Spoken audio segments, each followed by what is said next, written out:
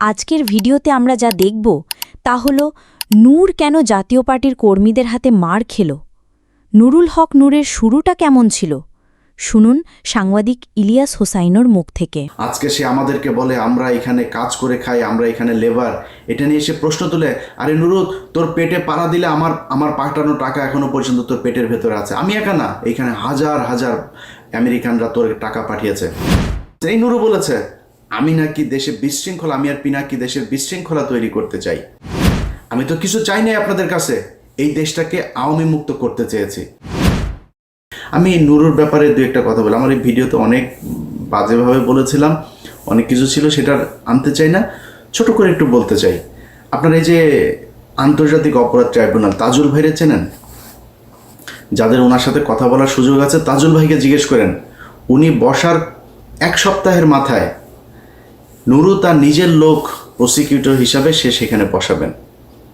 তাজুল ভাইকে সেটা বলেছেন, তাজুল ভাই বলেছেন যে আমি এই প্রক্রিয়ার ভিতর দিয়ে আসতে পারবো না, এটা এইভাবে করা যাবে না, এটা যথাযথ কর্তৃপক্ষের মাধ্যমে আসতে হবে। নুরু তাকে বলেছে লাথি দিয়া চেয়ার থেকে উঠাই দিবে। তাজুল ভাইয়ের সাথে কথা বললেন, তাজুল ভাই আমার জানাইলো ভাই এই বেয়াদবের সাথে কথা বলতে পারবো না ভাই, এটা একটু দেখেন তো। আমি একটা পোস্ট করলাম ফেসবুক, আপনাদের যাদের মনে আছে নিশ্চয়ই আপনারা জানেন যে নুরু তোমার 1 ঘন্টা সময় দিলাম, তুমি তাজুল হচ্ছে আমাদের কলিজা, তুমি কলিজায় হাত দিয়েছো, এরকম একটা পোস্ট করে তারপরে দিলাম। 15 মিনিটের মাথায় গিয়ে তাজুল ভাইয়ের সাথে গলাগলি করে একটা ফেসবুকে পোস্ট দিলাম, আমি আমার পোস্ট ডিলিট করে দিলাম, ঘটনা শেষ। স্বাস্থ্য মন্ত্রণালয়ে স্বাস্থ্য উপদেষ্টা, আপনি তাকে দেখেন না, তাকে এই দেশের অনেক অভিযোগ থাকবে, কিন্তু স্বাস্থ্য উপদেষ্টা ঘুষ খেয়েছে, দুর্নীতি করেছে, এটাকে বলতে পারবেন? এটা বলতে পারবেন না।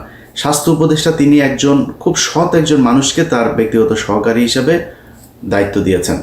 সেই ব্যক্তি জুলাই আন্দোলনে নিজের জীবন বাজি রেখে যেসব শিক্ষার্থীরা যাচ্ছিলেন, যাদেরকে চিকিৎসা দেওয়া হচ্ছিলেন না, তিনি নিজে থেকে তার নিজের কাছে যা ছিল সেগুলো দিয়ে তিনি চিকিৎসা দিয়েছেন। সেই ব্যক্তি স্বাস্থ্য উপদেষ্টার ব্যক্তিগত সহকারী হয়ে একজনকে নিয়ে রাশিয়াতে গিয়েছেন। এই ডাক্তার তিনি হচ্ছে হাসান ভাই, তিনি রাশিয়াতে পড়াশোনা করেছেন। ওইখানে গিয়েছেন, তার পরিচিত যেসব সিনিয়র প্রফেসর আছেন তাদেরকে দিয়ে সার্জারিগুলো করাচ্ছেন। একজনকে নিয়ে গিয়েছেন, যাওয়ার পরে এই নুরু আপনার দুদক ঘেরাও করেছে, তাকে দ্রুত তার বিরুদ্ধে অভিযোগ দেওয়ার জন্য, তাকে গ্রেপ্তার করার জন্য সে নাকি অনেক টাকা পয়সা নিয়ে তারপরে রাশিয়াতে পালিয়েছেন। এই নুরু বলেছেন, এই নুরুর দল বলেছে তাদের প্রায় 200-250 পোলাপান নিয়ে যায় সেদিন দুদকেই করেছে।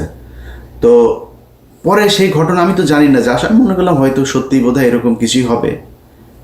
পরে সেই ছেলে, সেই পিএস আমার সাথে যোগাযোগ করলো, ভাই এই ব্যাপার। তো আমি সেটা বললাম, ভাই এটা যে সত্যি, আপনি যে এরকম না, এটার প্রমাণ কি? বল ভাই আমি যাকে ট্রিটমেন্ট দিতে গেছি সে আপনাকে বক্তব্য দেবে। আমি সেই আহত সেই রোগীর সাথে আমি কথা বললাম, আপনারা সবাই তাকে চেনেন, যার পুরো ওই যে মুখায়ব যার মানে নষ্ট হয়ে গিয়েছে, সেই ছেলেটা, তার বক্তব্যটা শোনেন সে কি বলেছে ওই ডাক্তারের ব্যাপারে।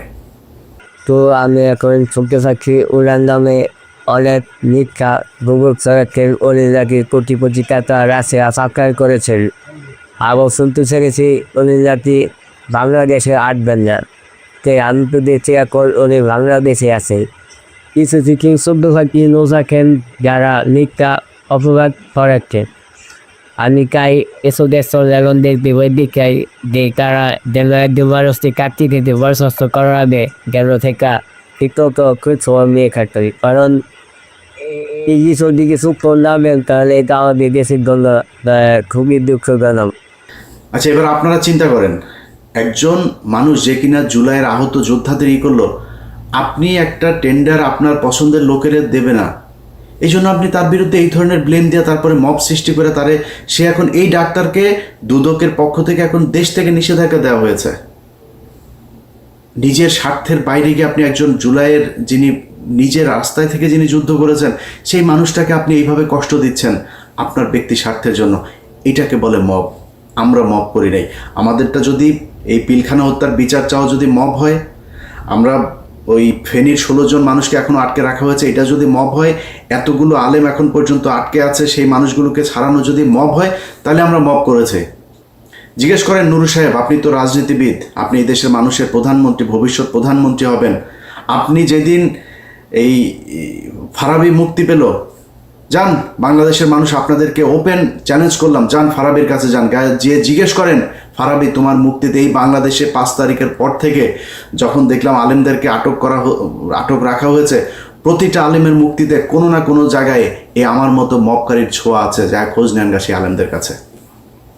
আমরা হচ্ছে মব সৃষ্টিকারী। নুরু আপনারা চিনেও না মনে হয়, এই যে জীবনে কোনোদিন কথাও বলেন নাই ফারাবি বের হয়েছে, গত সপ্তাহে বের হয়েছে। ফারাবির কাছে যা জিজ্ঞেস করেন নুরু জীবনে কোনোদিন 2 টাকা দিয়ে সাহায্য করেছে কিনা। আজকে সে আমাদেরকে বলে আমরা এখানে কাজ করে খাই, আমরা এখানে লেবার।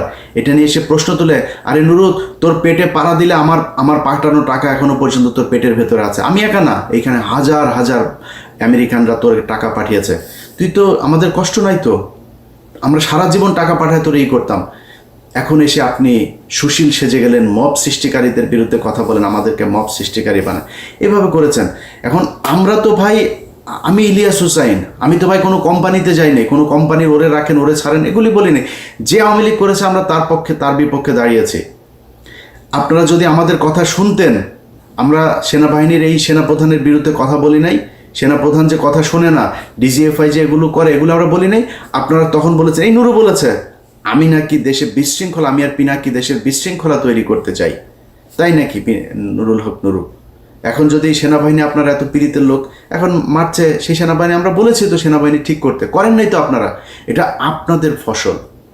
একইভাবে প্রতিটা জায়গায় এখনো পর্যন্ত যেভাবে আওয়ামী লীগের লোকজনকে, বিএনপি জামাত তাদের মতো এত মানবিক আমি এই দুনিয়ায় দেখিনি। আরে ভাই আওয়ামী লীগ পালিয়েছে, আওয়ামী লীগের যা ফেলে গিয়েছে এগুলি আপনি এগুলির দাবিদার।